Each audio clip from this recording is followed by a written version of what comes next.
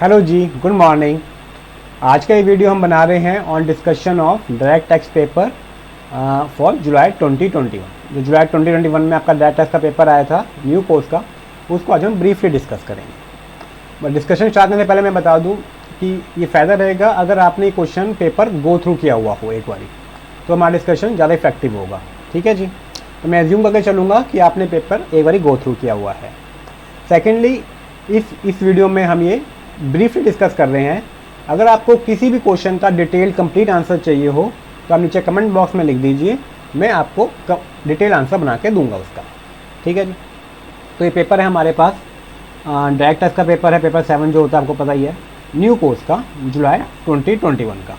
ठीक है जी, आपको पता है 70 मार्क्स का डिस्क्रिप्टिव आता है और 30 मार्क्स का आपका MCQ आता है। इस 30 मार्क्स का जो MCQ होता है इसमें कोई चॉइस नहीं होती है। तो इस 70 मार्क्स का डिस्क्रिप्टिव 2 पार्ट्स में डिवाइड होता है। क्वेश्चन 1 होता है वो 14 मार्क्स का जो कंपलसरी होता है, वो क्वेश्चन 2 to 6 जो होते हैं वो 14 मार्क्स ईच होते हैं। इसमें से आपको एनी 4 करने होते हैं। ठीक है, तो एक एक्सटर्नल चॉइस होती है, आपको इन 5 क्वेश्चन में से आपको 4 क्वेश्चन करने हैं, कोई एक क्वेश्चन छोड़ सकते हो। बट इस पेपर में आपको एक इंटरनल चॉइस भी दिया गया था, मतलब क्वेश्चन 2 में आपको 4 मार्क्स का इंटरनल चॉइस भी था। तो नॉर्मली क्या होता है, आपका 84 मार्क्स का पेपर होता है जिसमें आपको 70 मार्क्स का अटैम्प्ट करना होता है। बट इस बार आपका 84 करना होके 88 मार्क्स का था जिसमें से आपको 70 मार्क्स का अटैम्प्ट करना था। तो ये आपके लिए अच्छी खबर है। चलो अब क्वेश्चन वाइज स्टार्ट करते हैं। पहले क्वेश्चन नंबर 1 पे आ जाते हैं। क्वेश्चन नंबर 1 14 मार्क्स, आपको देख के पता लग गया होगा ये PGBP का क्वेश्चन है। इसमें एडजस्टमेंट दी हुई है, प्रॉफिट दे रखा है, प्लस माइनस करना है। तो हम एंड में रिक्वायरमेंट देखते हैं क्या कह रहा है क्वेश्चन। क्वेश्चन कह रहा है you are required to compute the total income of the company. तो कंपनी का क्वेश्चन है और आपको टोटल इनकम निकालनी है, आपको टैक्स नहीं निकालना है। अगर आप टैक्स निकालोगे, टैक्स लायबिलिटी निकालोगे तो उसका कोई मार्क्स नहीं मिलेगा। जो भी टैक्स निकाल रहे हो वो टाइम वेस्ट होगा। तो आपका क्वेश्चन का जो आंसर है वो रिस्ट्रिक्ट रहेगा टोटल इनकम तक। समझ गए सर? आ जाओ अब क्वेश्चन पढ़ते हैं एक एक करके। क्या कह रहा है, the net profit of messrs Dilip industries limited engage in the manufacturing of iron and steel. तो कंपनी क्या करती है, मैन्युफैक्चरिंग बिजनेस में है। In Bellampalli a notified backward area in Andhra Pradesh. तो आंध्र प्रदेश का कोई नोटिफाइड बैकवर्ड एरिया है, उसमें है। आपके दिमाग में कुछ घंटी बज रही है, सेक्शन 32 32 AD, वो सब डिस्कस करेंगे। आप समझ गए, इसको माइंड में रख लिया आपने कि कोई notified backward area Andhra Pradesh में है, वहाँ पे कंपनी मैन्युफैक्चरिंग का काम करती है। तो जो नेट प्रॉफिट है वो है आफ्टर डेबिट और credit of the following item to statement of profit and loss for the year ended 31 March 2021 was ₹1000 lakh. तो 1 लाख रुपए, 1000 लाख रुपीज़ का प्रॉफिट है कंपनी का। ये सब नीचे दिया हुआ है, इसको ऐड और लेस करने के बाद अब आपको जो ऐड करना है वो ऐड कर लो, जो लेस करना है वो लेस कर लो, आपकी टोटल इनकम आ जाएगी, आपके 40 मार्क्स आ जाएंगे। सिंपल, इसमें क्या बड़ी बात है। एक एक पॉइंट देखते चलते हैं और उसका एडजस्टमेंट देखते रहते हैं। पहला कहता है depreciation calculated as per useful life of its assets ₹350 lakh. तो बुक्स ऑफ अकाउंट का डेप्रिसिएशन है, ये तो आपका ऐड होगा। क्यों? क्योंकि आपका जो इनकम टैक्स का डेप्रिसिएशन है वो लेस होगा। ठीक है, नीचे दे रखा है, इसने आपने पढ़ लिया होगा। सेकेंड पॉइंट क्या कहता है, the company has paid ₹50 lakh on 1 August 2020 to a research institution recognised and notified by the central government which has its object of undertaking scientific research। तो कह रहा है कंपनी ने इस साल में क्या किया है, 50 लाख रुपए दिए हैं किसी रिसर्च इंस्टीट्यूशन को फॉर साइंटिफिक रिसर्च। ठीक है, इसके साथ ही साथ एक और अमेंडमेंट है, एक और एडजस्टमेंट है जो आपका पॉइंट F में दी हुई है, पेज नंबर 4 पे। The recognition granted to a research association which was engaged in scientific research was subsequently withdrawn by the government on 28 फरवरी 2021। तो ये क्या कह रहा है, ये कह रहा है कंपनी ने जिस रिसर्च एसोसिएशन को पैसे दिए थे उस रिसर्च एसोसिएशन की अप्रूवल जो है वो विड्रॉ हो गई है 28 फरवरी 2021 को। पैसे कब दिए थे? पैसे दिए थे आपने 1 अगस्त 2020 को। तो पैसे देने के बाद आपका अप्रूवल विड्रॉ हो गई। तो आपको पता है अगर पैसे देने के बाद भी अप्रूवल विड्रॉ हो तो उससे मेरी डिडक्शन पे कोई फर्क नहीं पड़ता। तो जो पॉइंट F दिया हुआ है एडिशनल इन्फॉर्मेशन में वो तो इररेलेवेंट है, उसका कुछ फर्क नहीं पड़ेगा, छोड़ो। अब पॉइंट 2 पे आ जाओ। पॉइंट 2 कहता है आपने 50 लाख रुपए दिए साइंटिफिक रिसर्च एसोसिएशन को ऑन 1 अगस्त 2020। इसको आपने प्रॉफिट निकालते टाइम में घटा रखा है। क्वेश्चन में घटना चाहिए या नहीं घटना चाहिए? तो सर बिल्कुल घटना चाहिए। अब हुआ क्या, ये क्वेश्चन क्यों आया आपके में? एक्चुअली अमेंडमेंट है। अमेंडमेंट से पहले क्या होता था, आप ऐसी इंस्टीट्यूशन को जो देते थे पैसे, उनका 150% की डिडक्शन मिलती थी। मतलब 50 रुपये जो दिए हैं आपने, ये 50 रुपये ऐड होंगे और 75 रुपये लेस होंगे। बट इस साल से PY 2021 से आपकी जो वेटेड डिडक्शन थी वो ख़त्म हो गई। इसका मतलब 50 ही ऐड होंगे और 50 ही लेस होंगे। मतलब आप इस एडजस्टमेंट में कुछ भी नहीं करोगे, ठीक है ना। बट इसमें आपको 2 नोट्स लिखने पड़ेंगे। कौन कौन से नोट्स? पहला नोट तो ये लिखना पड़ेगा कि वेटेड डिडक्शन नहीं मिलेगी, जितना आपने डोनेशन दिया है उतना डिडक्शन मिलेगा। और सिंस कंपनी ने डिडक्ट कर ही रखा है 50 लाख, तो कोई एडजस्टमेंट नहीं करनी। सेकंड नोट आपको ये लिखना पड़ेगा कि अगर अप्रूवल विड्रॉ हो भी गई है, बट वो जो विड्रॉ हुई है वो सब्सिक्वेंट टू द डोनेशन है, तो उस विड्रॉल का मेरे पे कोई इम्पैक्ट नहीं आएगा, ठीक है जी। आपको पता है इन क्वेश्चंस में आधा मार्क्स होता है आपके वर्किंग का अमाउंट का, जो आप प्लस माइनस कर रहे हो, और आधा मार्क्स होता है आपका नोट्स का, रीजनिंग का, कि आप क्यों कर रहे हो, ठीक है। तो थर्ड पॉइंट पे आ जाते हैं। सिंपल था अभी तक। ये पॉइंट क्यों पूछा गया था? ये इसलिए पूछा गया था बिकॉज ये अमेंडमेंट से कवर था, ठीक है। The company has provided interest eight 8% per annum on rupees 350 lakh being amount borrowed from a non-banking financial company on 1st May 2020 for purchase of machinery. The interest outstanding as on 31st March 2021 was paid on 1st November 2021. तो क्या कह रहा है कि company ने कोई loan लिया है NBFC से। कब लिया है? 1 मई को, 1 मई 2020, इस साल ही लोन लिया है। किसके काम के लिए लिया? For purchase of machinery. और the interest outstanding as on 31st March 2021 was paid on 1st November 2021। तो कंपनी ने इंटरेस्ट कब पे किया? पूरा का पूरा जो इस साल का इंटरेस्ट था 1 मई से लेकर 31 मार्च तक का 1 नवंबर को, ठीक है। तो अब मुझे बताओ 2-3 बातें। पहला तो इसमें एक पॉइंट आ रहा है सेक्शन नंबर 43B का और सेक्शन 43(1) का। सर ये क्या क्या कह रहे हो, मुझे समझ नहीं आ रहा, मैं आपको समझाता हूँ। 43B क्या कहता है? इंटरेस्ट की डिडक्शन कब मिलेगी? जब आपने रिटर्न की ड्यू डेट से पहले इंटरेस्ट पे किया होगा। 43(1) क्या कहता है? रेड विद ICDS कि अगर कंपनी एसेट्स को वर्किंग कंडीशन में लाने तक जो भी खर्चा हुआ है वो एसेट की कॉस्ट में ऐड होगा, ठीक है। तो ये जो आपने 8% इंटरेस्ट दिया 350 लाख पे, कितना इंटरेस्ट दिया होगा इस साल में? 350 इंटू 8% इंटू कितने महीने का? देखो 12 महीने का इंटरेस्ट नहीं है, बिकॉज आपने लोन लिया है 1 मई को, तो 11 महीने का इंटरेस्ट है। 11 डिवाइडेड बाय 12, 25.67 लाख का आपने इंटरेस्ट दिया। ये 25.67 का 67 जो है ये आपको ऐड करना पड़ेगा प्रॉफिट में। इसकी डिडक्शन नहीं मिलेगी। क्यों नहीं मिलेगी? बिकॉज 2 रीजन से। एक तो आपका 43B हिट हो जाएगा। क्यों हिट हो जाएगा? क्योंकि आपने रिटर्न की ड्यू डेट इसको पे नहीं किया। प्लस अगर ये जो इंटरेस्ट है अप टू द डेट जब मशीनरी वर्किंग कंडीशन में आई, पुट टू यूज हुई, उस दिन तक का इंटरेस्ट जो है आपका मशीन की कॉस्ट में ऐड होगा। तो इन एनी केस ये तो पूरा पूरा ऐड होगा ही होगा। इसके 2 पार्ट हो जाएंगे। कौन कौन से? एक तो interest up to the date machine is ready to use, और एक interest subsequent to that date. तो ये जो इंटरेस्ट है ये तो ऐड बैक हो जाएगा आपका मशीन की कॉस्ट में, इस पे आपको डेप्रिसिएशन मिलेगा। और ये जो इंटरेस्ट है ये आपका ऐड बैक हो गया 43B में, और इसकी डिडक्शन कब मिलेगी? अगले साल PY 21-22 में, बिकॉज आपने ये रिटर्न की ड्यू डेट के बाद पे किया। समझ गए? बट इस साल के लिए तो मैं 25.67 ऐड हो जाएगा। अब ये मशीन में कितना जाएगा वो मैं देखूंगा जब मुझे पता लगेगा कि मशीन आपने कब रेडी टू यूज हुई। अब कहीं भी कुछ नहीं दिया होगा तो मैं ये मान लूंगा कि मशीन रेडी टू यूज ही थी और मशीन में कुछ भी नहीं जाएगा, ये सारा सारा 43B में डिसअलाउ होगा। बट आपने क्वेश्चन पढ़ा हुआ है तो आपको पता है इसमें एक डेट दी हुई है, ठीक है जी। समझ गए? सिंपल सा पॉइंट था बट अच्छा पॉइंट था। बच्चों ने क्या गड़बड़ की होगी, बच्चों ने 1 मई को इग्नोर कर दिया होगा। 350 पे सीधा 8% करके 28 लाख आपने ऐड किया, नंबर कट गए, नंबर कट गए ना। सेकंड, आपने इस इंटरेस्ट को 2 पार्ट में भागा ही नहीं होगा, मशीन के टाइम मशीन में ऐड नहीं किया होगा, नंबर कट जाएंगे। लॉजिक समझिए ना, बहुत सिंपल सिंपल सब पढ़ा हुआ है, मैं बस आपको आपकी भाषा में समझा रहा हूँ, इजी करके हिंदी में समझा रहा हूँ बस। Salary of ₹1 lakh, 4th point पे आ गए हम।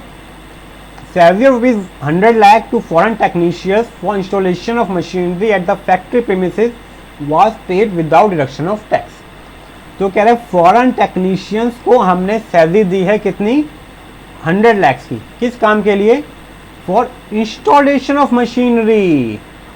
समझ गए, अगर मशीन अभी तक इंस्टॉल नहीं हुई है, मशीन को इंस्टॉल करने के पैसे हैं, तो ये जो सारे पैसे हैं कहाँ पे जाएंगे, मशीन की कॉस्ट में ऐड होंगे।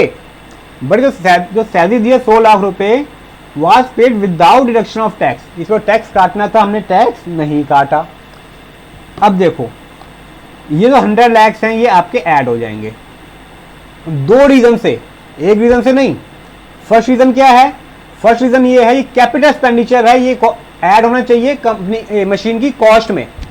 तो अगर आपने टैक्स काटा भी होता जब भी ऐड होता, because it's not a revenue expenditure, और आपने इसको प्रॉफिट में घटा रखा है, ठीक है जी। और सेकंड रीजन क्या है, आपने टैक्स नहीं काटा तो आपका 100% डिसअलाउंस है। 100% डिसअलाउंस क्यों है, बिकॉज ये फॉरेन टेक्नीशियंस हैं, ऑन द अजम्पशन कि ये एनआर है। वर्ड फॉरेन लिखा है तो इसका मतलब वो हमसे एज्यूम करना चाहता है कि ये एनआर है, तो एनआर है तो 100% डिसअलाउंस होता है, 30% नहीं होता है, ठीक है जी। तो इसलिए आपका 100 लाख ऐड हो जाएगा, बट साथ साथ ही ऐड कहाँ पे होगा, मशीन की कॉस्ट में भी ऐड होगा, because it's a capital expenditure. आप समझ गए। तो मैक्सिमम बच्चे क्यों ऐड करते हैं इसको, बिकॉज टैक्स डिडक्ट नहीं किया। क्वेश्चन अच्छा जब बनता जब ये लाइन नहीं लिखता, अगर ये लाइन नहीं लिखते तो भी इसको ऐड करना पड़ता, बिकॉज ये कैपिटल एक्सपेंडिचर है और मशीन की कॉस्ट में ऐड होगा। बट मैक्सिमम बच्चे नहीं करते, मैक्सिमम बच्चे जो ऐड कर रहे हैं वो इसको इसलिए कर रहे हैं बिकॉज इस पर टैक्स नहीं कटा है ना, वो एक रीजन है। बट अगर उस रीजन से ऐड करोगे तो आप फिर मशीन की कॉस्ट में ऐड नहीं करोगे इसको, फिर आपको जो मशीन का डेप्रिसिएशन है वो गलत निकलेगा, समझ गए ना। तो आपको पता होना चाहिए ये जो ऐड हो रहा है फॉर 2 रीजन हो रहा है, एक तो टीडीएस नहीं काटा, बट टीडीएस काटने की जरूरत भी नहीं था, टीडीएस काटने चक्कर में ऐड होने की जरूरत भी नहीं है, बिकॉज ये कैपिटल एक्सपेंडिचर है। कैपिटल एक्सपेंडिचर कहाँ जाएगा, एसेट की कॉस्ट में जाएगा, ठीक है। चलो सर एक चीज बताओ, अगर टीडीएस नहीं काटा तो 43(1) में कॉस्ट ऐड हो जाती है बच्चों, बिल्कुल हो जाती है। 43(1) में जो है जो आपका रिस्ट्रिक्शन लगा रखा है वो सिर्फ कैश पेमेंट का लगा रखा है। 48(3) को इन्वोक कर रखा है कि 10,000 से ऊपर अगर आप कैश पे करते हो for purchase of an asset तो एसेट की कॉस्ट में ऐड नहीं होगा। बट अगर कोई आप एसेट परचेज करते हो जिस पर आपको टीडीएस काटने की जरूरत है, आपने टीडीएस नहीं काटा तो वो आपका डेप्रिसिएशन से मिलेगा। जो अलग कॉन्सिक्वेंसेज है 201 वगैरह के वो होते रहेंगे, बट पीजीपीपी में कोई इंपैक्ट नहीं आएगा अगर वो कैपिटल एक्सपेंडिचर है तो, ठीक है। जो 40A, I और 3 में डिसअलाउ होता है वो सिर्फ रेवेन्यू एक्सपेंडिचर डिसअलाउ होता है, समझ गए, डेप्रिसिएशन डिसअलाउ नहीं होता है। आ जाओ, समझ रहे हो। 5th पॉइंट देखो, हम थोड़ा फास्ट चल रहे हैं बिकॉज हम इसको ब्रीफली डिस्कस कर रहे हैं। आपको अगर कोई भी क्वेश्चन का डिटेल आंसर चाहिए होगा तो आप मुझे नीचे कमेंट बॉक्स में लिखना, मैं आपको डिटेल में आंसर बता दूंगा। General expenses include ₹35 lakh incur to a drinking water to the village in which the factory is situated. तो कह रहा है 35 लाख रुपए कंपनी ने खर्च किए हैं, किस काम के लिए, कि जिस गांव में फैक्ट्री है वहां पे वो पीने का पानी लेकर आए, पीने के पानी की पाइपलाइन लगाई मान लो, उसके लिए 35 लाख खर्च हो गए। अब क्वेश्चन ये उठता है ये 35 लाख कंपनी ने अपने P&L में डेबिट कर रखे हैं, इसकी डिडक्शन मिलेगी या नहीं मिलेगी, आप सोचो। मैं आपको बताता हूँ। कुछ बच्चे कहते हैं कि सर जो CSR एक्सपेंडिचर है, CSR एक्सपेंडिचर डिसअलाउ होता है। बच्चों ये CSR नहीं है ना, CSR एक्सपेंडिचर होगा तो क्वेश्चन स्पेसिफिकली कहेगा CSR एक्सपेंडिचर है। ये डायरेक्टली कंपनी को बेनिफिट नहीं कर रहा है, कंपनी के बिजनेस को, बट इनडायरेक्टली कर रहा है, बिकॉज कंपनी की फैक्ट्री वहाँ पे है, वहाँ पे उसके वर्कर होंगे। तो अगर वो ड्रिंकिंग वाटर ही नहीं होगा तो कंपनी काम कैसे करेगी, फैक्ट्री में प्रोडक्टिविटी कैसे बढ़ेगी, फैक्ट्री के वर्कर एफिशिएंटली कैसे काम करेंगे। तो इसलिए इनडायरेक्टली अपना कंपनी के बिजनेस को इम्पैक्ट कर रहा है, बेनिफिट पहुँचा रहा है। और आपने पढ़ा हुआ है कि अगर इनडायरेक्टली भी बेनिफिट पहुँचाते हैं तो वो डिडक्शन मिल जाती है। आपने मद्रास रिफाइनरीज वगैरह केस पढ़े हैं जो उसमें लिखा होता है कि अपना एसएससी ने क्या किया, कंपनी की फैक्ट्री के चारों तरफ रोड बनवा दी। उससे क्या हुआ, उसका जो माल है जो आना या जाना है वो आसानी से आने जाने लगा। एओ ने कहा मैं इसे रिडक्शन नहीं दूंगा बिकॉज ये आपकी फैक्ट्री के अंदर नहीं है, आपके बिजनेस को हेल्प नहीं कर रहा, ये बाकी सब लोग भी रोड पर चढ़ सकते हैं। कोर्ट्स ने क्या कहा, ये इनडायरेक्टली बेनिफिट दे रहा है, कमर्शियल एक्सपेक्टेंसी है, तो इसकी रिडक्शन मिल जाएगी। तो ऐसे ही 35 लाख की रिडक्शन भी मिल जाएगी, आपकी कोई एडजस्टमेंट नहीं होगी। बट आपको पता है जब कोई एडजस्टमेंट ना हो, जब भी आपको नील या डैश लिखना जरूरी है, इसके मार्क्स होंगे। अगर ये नहीं लिखोगे तो इसके मार्क्स नहीं मिलेंगे, समझ रहे हो ना। और ये कहाँ लिखना है, ये ऐड में ही लिखना है, बिकॉज अगर एडजस्टमेंट होती तो कहाँ होती, ऐड में होती। ये डेबिट किया हुआ है, तो सिंस एडजस्टमेंट नहीं है तो ऐड में ही लिखना है। अगर आपने लेस में डैश लगा दिया तो फिर मार्क्स नहीं मिलेंगे, मार्क्स कट जाएंगे। डैश भी लिखना है और ऐड में ही लिखना है, समझ गए। Donation include ₹10 lakh given to a political party, ये तो बहुत सिंपल सा है, या पीजीपीबी में ऐड कर दोगे और एटीजीजीबी में बाद में जीटीआई निकालने के बाद टोटल इनकम निकालनी है ना, टोटल इनकम निकालते समय आप इसको डिडक्शन दे दोगे ऑन द एजम्पशन कि ये कैश में पे नहीं किए होंगे, ठीक है। The company has incurred expenditure of 25 lakh towards purchase of coal for smelting furnace for which invoice is not available. However, indirect evidence such as good inward report, online payment made towards the purchases are available. The auditors have made an adverse remark in their report in this regard.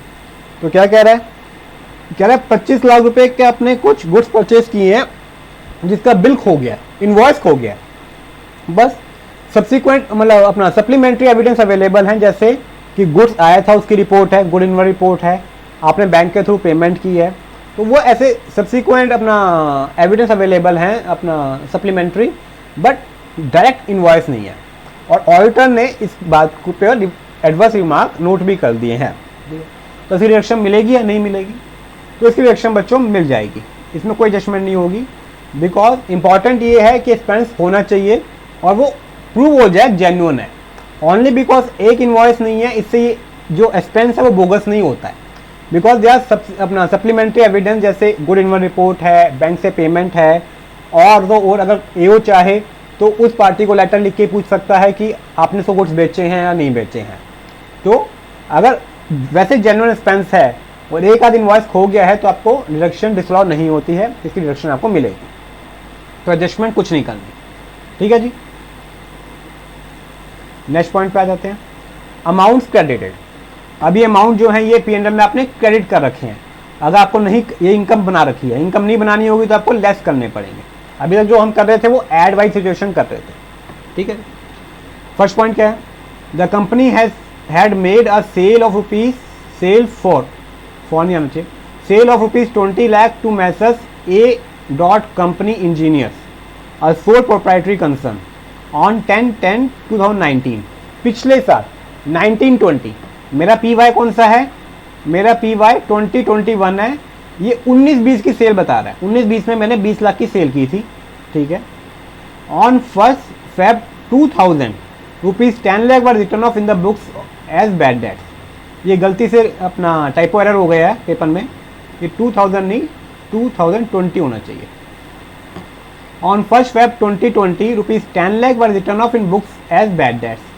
Due to the demise of the sole proprietor, the company could collect only rupees 7 lakh towards the final settlement on 1 March 2021।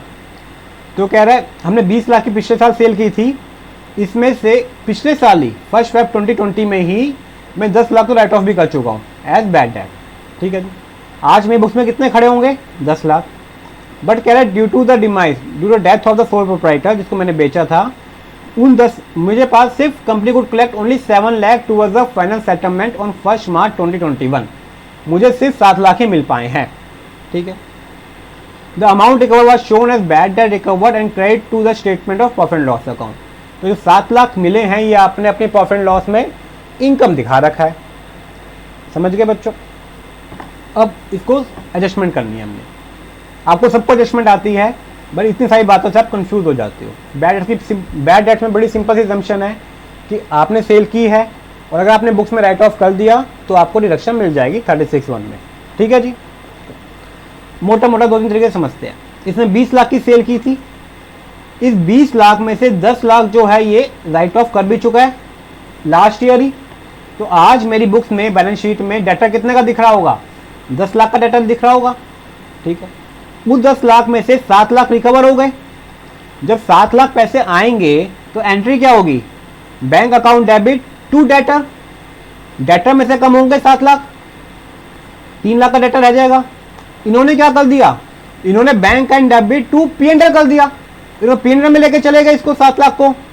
जब भी तो amount credit in P&L आ रहा है तो ये तो गलत हो गया। तो ये 7 लाख तो मुझे रिड्यूस करना पड़ेगा, बिकॉज ये तो डेटर में से कम होने चाहिए थे। अगर 7 लाख को P&L में लेके चला जाऊंगा तो डबल टैक्सेशन हो जाएगा। क्यों, ये 7 लाख क्या है, इस 20 लाख के जो पार्ट है, और ये 20 लाख जो सेल हुई थी, जब मैं इसको सेल दिखाई चुका हूं P&L में, अब इस 7 लाख को दोबारा से मैं P&L में इनकम दिखाऊंगा तो मैं 27 लाख की इनकम दिखा दूंगा, जबकि इनकम तो 20 लाख की है खाली, सेल तो, because this 7 lakh is a part of 20 lakh. तो इसलिए मेरा P&L में जाना ही चाहिए, ये तो मेरा डेटा से एडजस्ट होना चाहिए। मेरा डाटा खड़ा है अभी 10 लाख रुपए का, तो वहां से एडजस्ट होकर 3 लाख का डाटा रह गया। तो 7 लाख जो मैं P&L में इनकम दिखा रखी है वो रिड्यूस कर दी। बट एक और बात, अब इसने लिखा है कि सोल प्रोप्राइटर की डेथ हो गई, तो इसका मतलब ये 3 लाख भी नहीं मिल पाएगा। कंपनी को collect only 7 lakh to a final settlement, final settlement भी हो गई है आपकी, मतलब ये 3 लाख रुपए जो डेटर के बच गए वो नहीं मिल पाएंगे, वो नहीं मिल पाएंगे। तो ऑन द एजम्पशन कि बुक्स में इसको राइट ऑफ किया होगा, आप इसको भी लेस करो, इसको भी लेस करना चाहिए आपको बुक्स में राइट ऑफ करके, ठीक है ना। लेकिन अगर आप ये एजम्पशन नहीं रहते, बुक्स में राइट ऑफ नहीं किया, तो इसको लेस मत करना, समझ गए। वैसे जनरली जो लॉजिक कहता है, जो अकाउंटिंग कहती है, कंपनी को 3 लाख को भी बुक्स में राइट ऑफ करना चाहिए, उसकी इनकम टैक्स में डिडक्शन भी मिल जाएगी एज बैड डेट, ठीक है। तो अगर बुक्स में राइट ऑफ किया है तो 7 ये रिड्यूस होंगे और 3 ये रिड्यूस होंगे, है ना। और 10 जो है वो पिछले साल आप रिड्यूस कर चुके हो, जिसकी इनकम टैक्स में डिडक्शन मिल गई होगी आपको लास्ट ईयर, ठीक है जी। चलो अब एडिशनल इंफॉर्मेशन पे आ जाते हैं।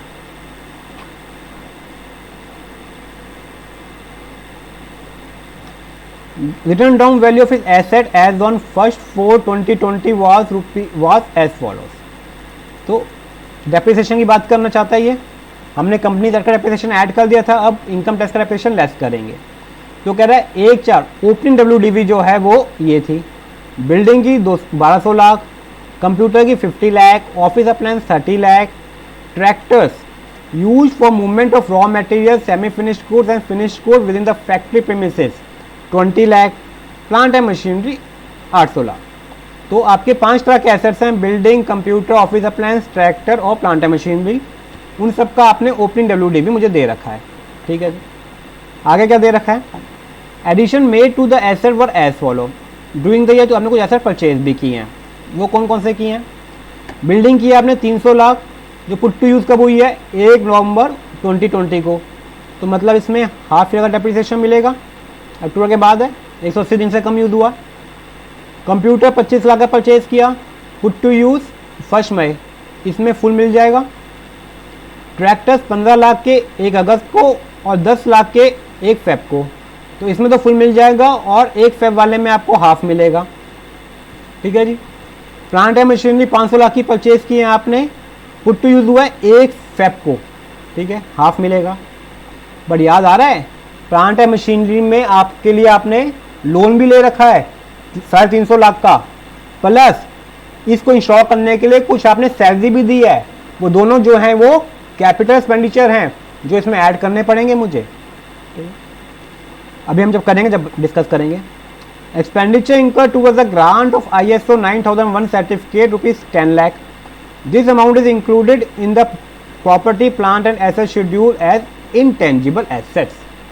तो ये 10 लाख रुपए आपने ISO लेने के लिए, ISO 9001 सर्टिफिकेट लेने के खर्च किए हैं और इसको आपने बुक्स में कैपिटलाइज कर दिया है।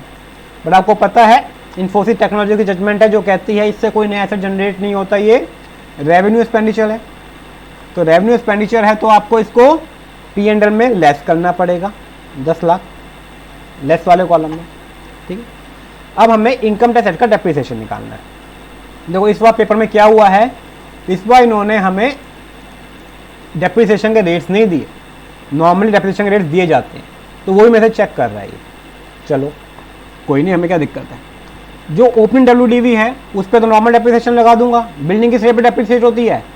10%, computer 40%, office appliance 15%, tractor 15%, plant and machinery में आते हैं सारे ये 800 लाख, प्लांट एंड मशीनरी 15%। ये तो आपका ओपनिंग WDV पे डेप्रिसिएशन आ जाएगा पूरे साल, क्योंकि सेल तो कुछ हुई नहीं है। ठीक है, अब जो एडिशंस हैं उस पर डेप्रिसिएशन निकाल दो, बहुत सिंपल सी बात है। बिल्डिंग 300 लाख की, लेकिन हाफ डेप्रिसिएशन मिलेगा, मतलब 5% का कितना हो गया? 15 लाख। ठीक है जी, यहाँ पे कितना था? 1200 का 10%, 120 लाख। तो बिल्डिंग पे कितना डेप्रिसिएशन हो गया? 120 प्लस 15, 135 लाख का। ठीक है, कंप्यूटर 50 लाख का, तो यहाँ पे डेप्रिसिएशन 50 लाख पे तो यहाँ पे डेप्रिसिएशन मिलेगा 40% के हिसाब से, कितना हो गया? 20 लाख। और कंप्यूटर खरीदे हैं आपने 25 लाख के, बट 1 मई को इंस्टॉल हो गया तो पूरे साल का मिल जाएगा। तो 25 इंटू 40%, 10 लाख। 10 लाख का डेप्रिसिएशन यहाँ मिल गया। तो टोटल कंप्यूटर पे कितना डेप्रिसिएशन हो गया? 30 लाख। कोई डाउट नहीं। ऑफिस अप्लायंस 30 लाख का ओपनिंग WDV था, कोई परचेज सेल नहीं है, तो इसी पे आपको डेप्रिसिएशन मिल जाएगा 15%, कितना आ गया? 4.5 लाख। 30 का 15% 4.5 ही होता है, 4.5 लाख। ट्रैक्टर 20 लाख का जो ओपनिंग WDV था उसे 15% डेप्रिसिएशन मिल जाएगा, कितना हुआ? 20 इंटू 15%, 3 लाख रुपए तो ओपनिंग WDV पे आ गया डेप्रिसिएशन। प्लस आपने ट्रैक्टर परचेज भी किया है 15 लाख का 1 अगस्त को और 10 लाख का 1 फेब को, तो इस 15 लाख पे तो पूरा ईयर का मिलेगा 15%। तो 15 लाख पे 15% कितना हो गया? 2.25। और इस 10 लाख पे आपको 7.5% मिलेगा, तो 0.75। तो 3 लाख का आपका एडिशनल डेप्रिसिएशन हो गया, मतलब ऑन एडिशंस। ठीक है जी। अब क्वेश्चन आता है, क्या इस पे एडिशनल डेप्रिसिएशन मिलेगा? साहब ने पहले तो पूछा नहीं है बच्चे। एडिशनल डेप्रिसिएशन आपको पता है सिर्फ प्लांट एंड मशीनरी पे ही मिलता है, तो बिल्डिंग प्लांट एंड मशीनरी नहीं है। कंप्यूटर सिर्फ ऐसा लग नहीं रहा है कि ये फैक्ट्री में इंस्टॉल होगा, तो इसलिए इस पर एडिशनल डेप्रिसिएशन नहीं मिलेगा। ऑफिस अप्लायंसेस में कोई एडिशन ही नहीं हुई, इसलिए एडिशनल डेप्रिसिएशन की बात ही नहीं उठी। फर्स्ट टाइम यही है जो ट्रैक्टर है और प्लांट एंड मशीनरी है जिस पर एडिशनल डेप्रिसिएशन की बात उठ पा रही है। तो अब बताओ मुझे, जो आपने परचेज किया 15 लाख और 10 लाख, इस पर एडिशनल डेप्रिसिएशन मिलेगा क्या? सर एडिशनल डेप्रिसिएशन तो रोड ट्रांसपोर्ट व्हीकल पे नहीं मिलता। साहब बिल्कुल नहीं मिलता, बट क्या ये रोड ट्रांसपोर्ट व्हीकल है क्या? देखो, tractor use for movement of raw material, semi finished good and finished good with the factory premises. तो फैक्ट्री के अंदर ही गुड्स का ट्रांसपोर्ट करने के लिए यूज हो रहा है। It's not use as a road transport vehicle, तो ये उस एक्सेप्शन में नहीं आएगा। तो इसकी जो एडिशन है इस पे एडिशनल डेप्रिसिएशन भी मिलेगा। अब क्वेश्चन आता है एडिशनल डेप्रिसिएशन किस रेट पे मिलेगा? 20% या फिर 35%? सर 35% क्यों कह रहे हो बच्चों? 35% इसलिए कह रहा हूं, आप फर्स्ट पैराग्राफ में आओ। फर्स्ट पैराग्राफ में क्वेश्चन ने क्या लिखा था कि कंपनी क्या करती है? मैन्युफैक्चरिंग करती है कहां पे? Notified backward area in Andhra Pradesh. तो notified backward area Andhra Pradesh में आप अगर ऐसी जगह कंपनी मैन्युफैक्चरिंग कर रही है तो आपको याद है एडिशनल डेप्रिसिएशन भी मिलता था 35% पे, प्लस इन्वेस्टमेंट अलाउंस भी मिलता था सेक्शन 32 AD में। बट वो कब मिलते थे? जब आपने एसेट एक्वायर इंस्टॉल किया हो अप टू 31 मार्च 2020। और ये आपने जो एसेट परचेज किया है, कब परचेज किया है? ये ट्रैक्टर आपने परचेज किया है इस साल 1 अप्रैल 2020 के बाद। तो इसमें ना 35% वाला एडिशनल डेप्रिसिएशन बेनिफिट मिलेगा, ना ही इन्वेस्टमेंट अलाउंस मिलेगा। इसमें एडिशनल डेप्रिसिएशन किस रेट पे मिलेगा? 20% पे। तो 20% पे 15 लाख पे कितना हो गया? 3 lakh additional depreciation. Plus since ये हाफ ईयर का है तो एडिशनल डेप्रिसिएशन भी आधा हो जाएगा 10%, वो कितना हो गया? 10 लाख का 10% 1 लाख, तो प्लस 3 प्लस 1 टोटल डेप्रिसिएशन कितना हो गया आपका? 3 3 6 और 3 9 और एक 10 लाख का डेप्रिसिएशन हो जाएगा ट्रैक्टर पे। ओपनिंग WDV पे 3 लाख रुपए, जो आपने एडिशन किया है उस पर आपका 15% के हिसाब से फुल ईयर या half year, plus additional depreciation at the rate 20%। ये 15 लाख के एडिशन पे एडिशनल डेप्रिसिएशन 3 लाख रुपए का, और ये 1 लाख रुपए का 10 लाख के एडिशन पे, जो रिमेनिंग 1 लाख रुपया वो आपका 21-22 में मिल जाएगा, है ना। लेकिन उसकी हमें कंप्यूटेशन करने की जरूरत नहीं है। Plant and machinery, opening WD पे 800 लाख पे 15%, 120 लाख, और आपने परचेज भी किया, कितना किया, 500 लाख परचेज किया है, बट 500 लाख में पुट टू यूज कब हुआ है, 1 फरवरी, तो हाफ मिलेगा। बट इस 500 लाख में आपको ऐड भी करना है, याद आ गया ना, क्या क्या ऐड करना है, इंटरेस्ट और सैलरी। सैलरी तो पूरी की पूरी 100 लाख रुपए ऐड हो जाएगी जो आपने टेक्नीशियंस को दी होंगी, फोन टेक्नीशियन को। इंटरेस्ट कितना ऐड होगा, up to the date of asset put to use which is 1 February. Loan कब लिया था, याद आ रहा है, 1 मई, तो 1 मई से लेके 1 फरवरी तक का 350 लाख का 8% का इंटरेस्ट। कितने महीने हो गए ये महीने हो गए सर 9, मई, जून, जुलाई, अगस्त, सितंबर, अक्टूबर, नवंबर, दिसंबर, जनवरी, बस जनवरी, 1 फरवरी को तो इंस्टॉल ही हो गया, तो 9 महीने हो गए। 9/12 कितना आया, 350 इंटू 8% इंटू 9 डिवाइडेड बाई 12, 21। तो एडिशन कितने का होगा आपका, 500 प्लस 100 प्लस 21, मतलब 621 का आपका एसेट कैपिटलाइज होगा। उस पर डेप्रिसिएशन कितना मिलेगा, हाफ ईयर का 7.5%, तो ये मिलेगा, प्लस एडिशनल डेप्रिसिएशन मिलेगा 10%। ठीक है जी। तो 621 का नॉर्मल डेप्रिसिएशन 7.5% के हिसाब से कितना हुआ, 46.575 प्लस, और 621 का 10% के हिसाब से कितना हुआ, 62.1।